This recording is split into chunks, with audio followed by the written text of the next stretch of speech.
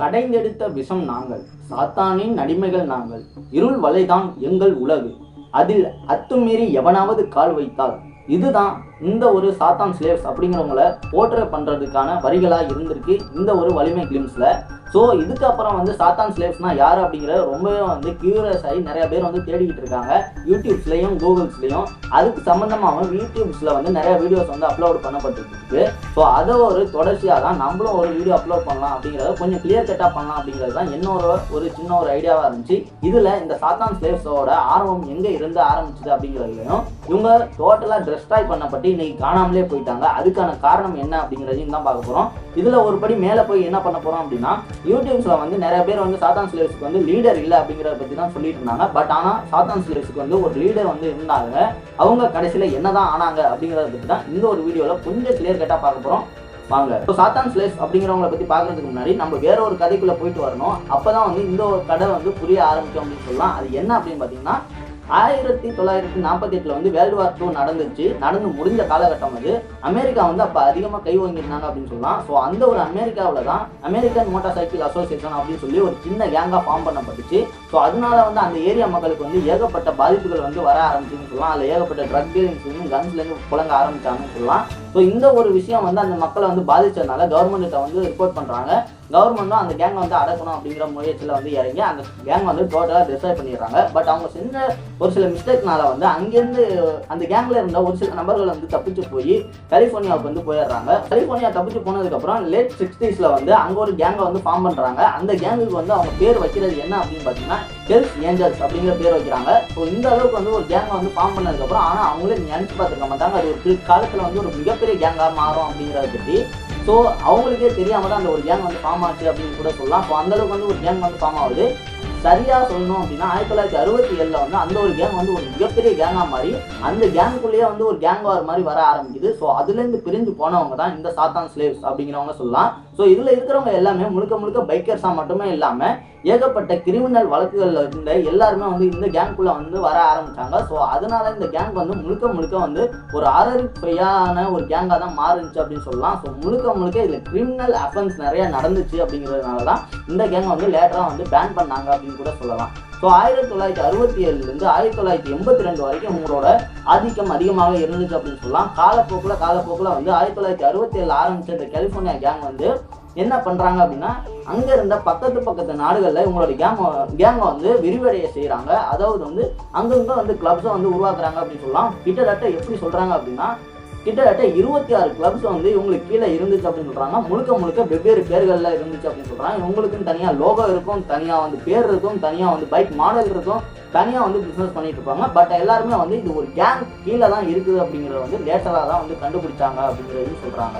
So இந்த ஒரு gang வந்து எதுக்காக தான் மக்களுக்கு வந்து அச்சுறுத்தலாக இருந்துச்சு அப்படின்னா, இவங்க வந்து rape, murder, drug dealing and guns இந்த மாதிரியான விஷயங்களில் வந்து அதிகமாக ஈடுபட்டதுனால மக்களுக்கு வந்து ஓவராக வந்து பயம் அதிகமாக ஆரம்பிச்சுன்னு சொல்லலாம். ஒரு காலகட்டத்தில் வந்து கவர்மெண்ட்டே எடுக்கிற அளவுக்கு வந்து இவங்கள்ட்ட வந்து பவர் இருந்துச்சு. பெரிய ஆட்கள்லாம் இதில் வந்து உள்ளே வர ஆரம்பித்தாங்க அப்படின்னு சொல்லலாம். பட் எல்லாருமே வந்து எதுக்குமே வந்து ஒரு சாலிடான ப்ரூஃப் இல்லாததுனால வந்து இதில் யார் இன்வால்வ் ஆனாங்க அப்படிங்கிறத வந்து கடைசி வரைக்குமே கண்டுபிடிக்க முடியல அப்படிங்கிறதுன்னு சொல்கிறாங்க. ஸோ இந்த ஒரு கேங்கில் வந்து ஏகப்பட்ட விஷயம் இந்த மாதிரி நடந்துகிட்டு இருந்தனால மக்களுக்கு வந்து பாதிப்புகள் அதிகமாகுது.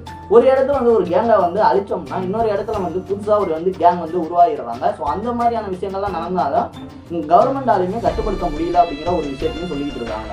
ஸோ இந்த மாதிரியான கேங் வந்து 1972 ஏகப்பட்ட வழக்குகளில் வந்து மாட்டுறாங்க. அப்போ தான் ஒரு விஷயம் கண்டுபிடிக்கப்பட்டிருக்கு. இந்த கேங்குக்கு எல்லாம் ஒரு மூளையா ஒருத்தர் வந்து செயல்பட்டு இருக்காரு அப்படிங்கிறத கண்டுபிடிக்கிறாங்க. ஸோ அவரு தான் கிட்டத்தட்ட வந்து இந்த குரூப்போட லீடராக இருக்க முடியும் அப்படிங்கிறது அவங்க வந்து ஃபைனல் பண்ணுறாங்க அப்படின்னு சொல்கிறாங்க. இவர் யார் அப்படின்னு பார்த்தீங்கன்னா ஜார்ஜ் ரிச்சி அப்படின்னு சொல்லப்படுற இந்த ஒரு நபர் தான்.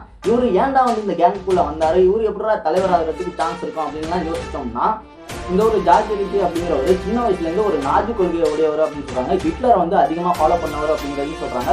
சின்ன வயசுலேருந்து அவரோட கொள்கையில் பார்த்து வளர்ந்தவங்க, ஒரு ஆக்ரோஷத்தை, ஒரு என்ன சொல்றது, ஒரு சர்வாதிகாரத்தையே பார்த்து வளர்ந்த ஒரு மனுஷனுக்கு அந்த மாதிரி எண்ணங்கள் வந்து அதிகமாக வருது அப்படின்னு சொல்றாங்க. இவர் வந்து என்ன பண்றாருன்னா, இவரோட டீனேஜ்ல வந்து பைக்கர் ஆகணும் அப்படிங்கிறது இவரோட ஆசையா இருந்திருக்கு. அப்போ வந்து அங்க இருந்து சின்ன சின்ன கிளப்ல வந்து இவர் சேர்ந்து பைக்கர் ஆகிறதுக்கு ட்ரை பண்ணியிருக்காரு. அதே மாதிரி பைக்கரும் ஆகிட்டாரு. ஆனா இவர் பண்ண ஒரு மிகப்பெரிய தப்பு என்ன அப்படின்னா, ஒரு டீனேஜ் பொண்ணை வந்து ரேப் பண்ணி அதுல வந்து கேஸ்ல வந்து உள்ள போயிட்டு வராரு. அந்த கேஸ்ல உள்ள போனதுக்கப்புறம் இவர் டோட்டலா மைண்ட் வந்து சேஞ்ச் ஆக ஆரம்பிச்சுன்னு சொல்லலாம். இந்த மாதிரியான தப்பான செயல்களில் வந்து ஈடுபடணும். அதை வந்து ராபரியிலேருந்து ஆரம்பித்து கன் ஷூட்டிங்லேருந்து பிளட் பாத்திங்லேருந்து எல்லா விஷயத்துலையுமே ஈடுபடுறாரு. ஏகப்பட்ட மர்டர்ஸ் வந்து பண்ணுறாரு. ஸோ இவர் மேலே கேஸ் வந்து போயிட்டே இருக்குது அப்படின்னு சொல்கிறாங்க. இவரை வந்து பல பேர் வந்து தேடிட்டு இருக்காங்க. ஸோ இந்த மாதிரி ஒரு கேங்கில் இருக்கிற ஒரு ஆள் வந்து ஒரு மூளையாக செயல்பட்டு பல விஷயங்களை வந்து செயல்படுறாங்க. எல்லா கவர்மெண்ட்டுமே வந்து ஒரு மாதிரி யோசிக்கிறாங்க, யாராவது இதுக்கு வந்து மூளையாக இருக்கிறாங்க. ஏன்னா வந்து ஒரு இடத்துல வந்து ஒரு கேங் ஃபார்ம் பண்ணுறாங்க அப்படின்னா அதை வந்து முழுக்க அழிச்சிருவாங்க. பட் ஆனால் இன்னொரு கேங் வந்து இன்னொரு பேரில் வந்து அதே விஷயத்த பண்ணிகிட்டு இருக்கு. அப்படிங்கும்போது இதை வந்து அவங்களால கண்டுபிடிக்கவே முடியல. இதோட மூளையாக இருக்கிறவங்கள செயல்களுக்கு வச்சுட்டாலே வந்து அந்த கேங் வந்து செயல்படாமல் வச்சிடலாம் அப்படிங்கிற ஒரு விஷயத்துக்கு வந்து வராங்க. ஸோ இந்த மாதிரி வரும்போது தான் அந்த ஜார்ஜ் ரிச்சி அப்படிங்கிறவங்க வந்து ஒரு கேஸில் வந்து உள்ளே போகிறாங்க.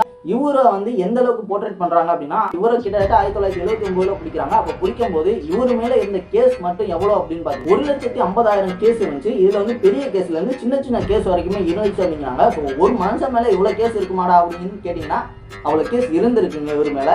ஸோ அதனால தான் வந்து இவரை பிடிச்சாங்க. பிடிச்சி ஜெயிலில் போட்டாங்க. இவரை வந்து ஏகப்பட்ட தடவை வந்து ஜெயிலில் போட்டிருக்காங்க. ஜெயிலில் போட்டு வந்ததுக்கப்புறம் வந்து இதோட ஒரு கோரமான ஒரு மர்டர் வந்து இவர் பண்ணுவார் அப்படின்னு சொல்கிறாங்க.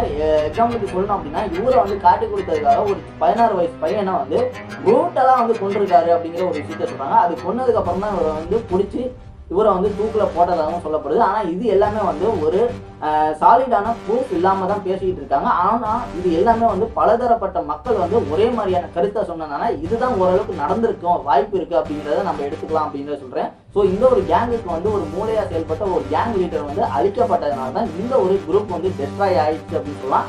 அதுக்கப்புறம் பிற்காலத்தில் வந்து இவங்க வந்து தனித்தனியாக பிரிஞ்சு வெவ்வேறு நாடுகளில் வந்து இருந்தாலுமே அவங்களால பெருசாக வந்து செயல்பட முடியல. என்ன பண்ணுறது, இந்த குரூப்பை வந்து எதுக்கு வச்சுக்கிட்டு இருக்கிறது அப்படின்னு தெரியல. ஏன்னா அந்த குரூப்பில் இருந்தவங்க எல்லாமே வந்து கேஸில் வந்து மாட்டிட்டு இருந்தாங்க. அடிக்கடி வந்து ஜெயிலுக்கு போவாங்க. சும்மா நிற்கும் போதே வந்து அவங்கள வந்து இழுத்துட்டு போயிடுவாங்க போலீஸ்காரங்க. ஸோ அந்தளவுக்கு வந்து ரொம்ப வந்து ஒரு மாதிரியான அன்கம்ஃபர்டபுள் சுச்சுவேஷனில் இருந்ததுனால இந்த குரூப்பை வந்து அவங்களாவே வந்து கழிச்சிட்டாங்க அப்படிங்கிற ஒரு தியரியுமே இருக்குது. இன்னொரு தியரி என்ன அப்படின்னு பார்த்தீங்கன்னா, அந்த குரூப் வந்து செயல்படுறதுக்கு எந்த ஒரு வாய்ப்புகளுமே இல்லாதனால கவர்மெண்ட் வந்து அதை அடக்கம் நினைச்சதுனாலையும் அந்த குரூப் வந்து கவர்மெண்டால அடக்கப்பட்டிருக்கு அப்படிங்கிறத வந்து இன்னொரு சைடான தரப்பும் வந்து சொல்லிக்கிட்டு இருக்காங்க அப்படின்னு சொல்றாங்க. காலப்போக்கில் காலங்கள் மாற வந்து அந்த கேங்கோட வளர்ச்சி வந்து ரொம்பவே வந்து குறைய ஆரம்பிச்சு அவங்க கடைசியில் காணாமலே போயிட்டாங்க அப்படின்னு சொல்லலாம். ஸோ இதுக்கு முழுக்க வந்து ஒரு 4-5 நாடுகளோட கவர்மெண்ட் சேர்ந்து தான் இந்த ஒரு கேங்கை வந்து அழைச்சிருக்காங்க அப்படின்னு சொல்லலாம்.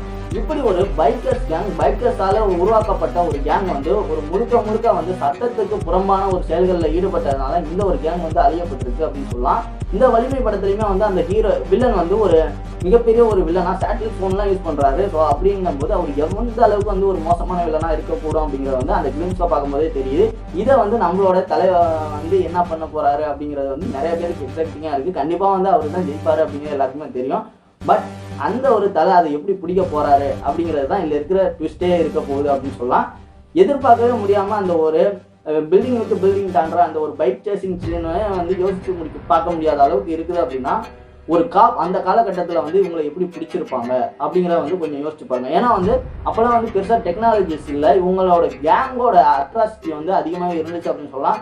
நீங்கள் வந்து நிறையா கேங்ஸ் வந்து ஃபார்ம் பண்ணிடுங்க. இவங்க வந்து ஒரு பைக்கர் கேங் மட்டும்தான். இது மாதிரி ஏகப்பட்ட கேங்ஸ் வந்து உருவாகியிருந்தாங்க. பட் இந்த மாதிரியான ஒரு கதையும் வெளியே வரும்போது தான் அவங்களோட ஒரு வரலாறு அப்படிங்கிறது வந்து தெரிய வருது. அது வந்து கெட்ட வரலாறாக இருந்தாலும் அதுலேருந்து இருக்கிற இந்த மாதிரி செய்யக்கூடாது அப்படிங்கிற ஒரு விஷயத்த வந்து நம்ம கற்றுக்க முடியும் அப்படிங்கிறதுனால தான் இந்த ஒரு வீடியோவை நான் வந்து போஸ்ட் பண்ணுறேன் அப்படின்னு சொல்லிக்கலாம். ஸோ மெயினாக நான் இந்த டாபிக் எடுக்கிறதுக்கு காரணம் என்ன அப்படின்னா, எனக்கு வந்து பைக்கர்ஸ் மேலேயும் பைக்ஸ் மேலேயுமே வந்து ரொம்ப ஆர்வம் அதிகம். ஸோ அதனால அப்படிப்பட்ட ஒரு பைக்கர்ஸுக்கு பின்னாடி இப்படி ஒரு பிளாக் ஸ்டோரி இருக்குது அப்படிங்கும்போது அதை பற்றி நம்ம எல்லாருமே தெரிஞ்சுக்கணும் அப்படிங்கிறத உங்கள் கூட ஒன்று ஷேர் பண்ணிக்கணும் அப்படிங்கிறது தான் என்னோட ஒரு மெயினான ரீசனாக இருந்துச்சு. ஸோ இந்த ஒரு வீடியோ உங்களுக்கு பிடிச்சிருந்துச்சு அப்படின்னா உங்களோட ஃப்ரெண்டுக்கு வந்து ஷேர் பண்ணுங்கள். என்னோட இன்ஸ்டா மற்றும் ட்விட்டர் ஐடியா என்னோட டிஸ்கிரிப்ஷனில் கொடுத்துருக்கேன். அதை கிளிக் பண்ணி என்கிட்ட பேசணும்னு நினச்சிங்கன்னா பேசலாம். இல்லை ஏதாவது டாபிக் வந்து ரெஃபர் பண்ணோம் அப்படின்னு நினச்சிங்கன்னா ரெஃபர் பண்ணலாம்.